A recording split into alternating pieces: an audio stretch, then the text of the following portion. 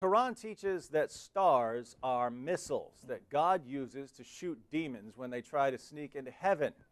If you aren't familiar with Islam, you might not have known that, but that's exactly what the Muslim sources teach. I'll go ahead and read two passages from the Quran, and I'll read one passage from the Hadith.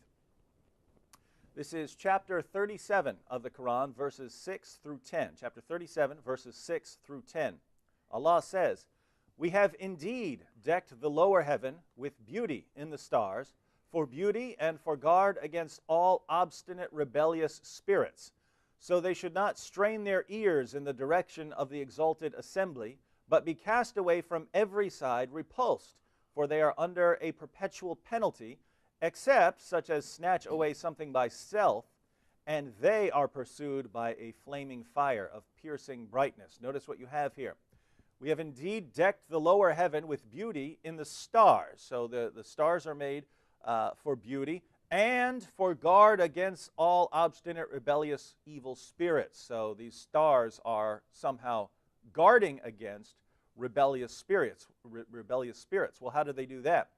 So that they should not strain their ears in the direction of the exalted assembly. So these stars are somehow keeping demons from listening to what Allah is saying in the assembly. But be cast away from every side, repulsed, but be cast away. So they're going to be repulsed by these stars, for they are under a perpetual penalty, except such as snatch away something by stealth. So if one of these demons actually hears something and tries to run away with the message, they are pursued by a flaming fire. That's when you see a shooting star, it's because Allah has hurled a star at a demon who heard something and is trying to run away with what he heard from Allah, and then Allah hurled a star at him. Let me also read chapter 67, verse 5, which is shorter. Allah says, "And we have from of old adorned the lowest heaven with lamps." These lamps are the stars. "And we made such lamps as missiles to drive away the evil ones, and have prepared for them the penalty of the blazing fire."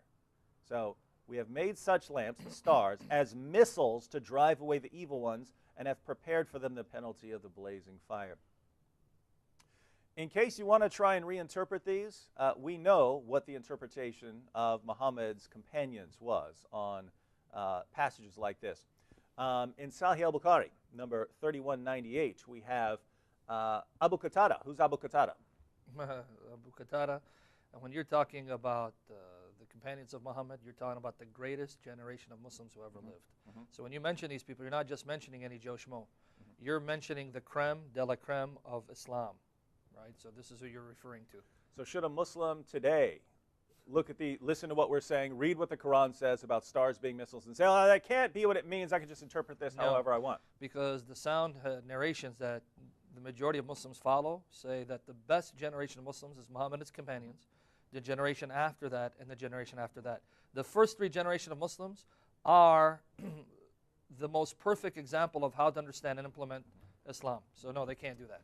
Sahih al-Bukhari, number 3198. Abu Qatada, mentioning Allah's saying, "And indeed we have adorned the nearest heaven with lamps." So he's commenting on chapter 67, verse 5 of the Quran. And he says, "The creation of these stars is for three purposes, and they are, 1, as decoration of the nearest heaven, 2, as missiles to hit the devils, and 3, as signs to guide travelers." So if anybody tries to find a different interpretation, he is mistaken and just wastes his efforts and troubles himself with what is beyond his limited knowledge. Notice, he doesn't just say, "Hey, this is my limited opinion."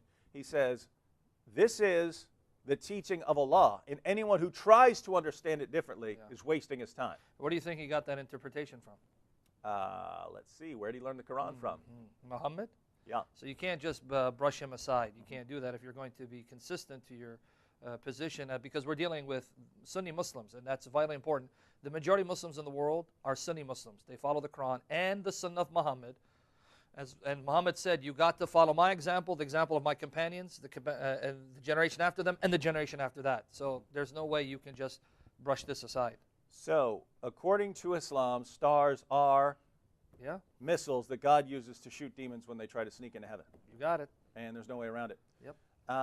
So if you believe that the Quran is from God, your response shouldn't be, how dare you guys say that about the Quran? Your response should be, well, I guess stars are missiles that God uses to shoot demons. And Yeah. even though we know scientifically that when you see a shooting star, it's not an actual star, it's a piece of debris that hit our atmosphere and burst into flames. Even though we know that, you have to believe that a shooting star is actually a star Yeah.